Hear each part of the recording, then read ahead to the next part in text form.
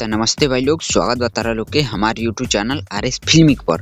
तो आज हम बात करे वाला बानी पैन वर्ल्ड लेवल पे रिलीज होखे वाला मूवी जेकर नाम बाटे अभी तो फिलहाल SSMB 29 बाटे, लेकिन बतावल जाता कि मूवी के नाम बनारसी होखे वाला बाटे, जेकर ग्लिम्स एगो रिलीज होखे वाला बाटे 3 मिनट के 15 तारीख के इवेंट के दौरान, जोन की एकर इवेंट में 100 बाई 135 फीट के स्क्रीन पर रिलीज होखी मूवी के ग्लिम्स, जो उनकी जियो हॉटस्टार पे एकदम लाइव देखावल जाई।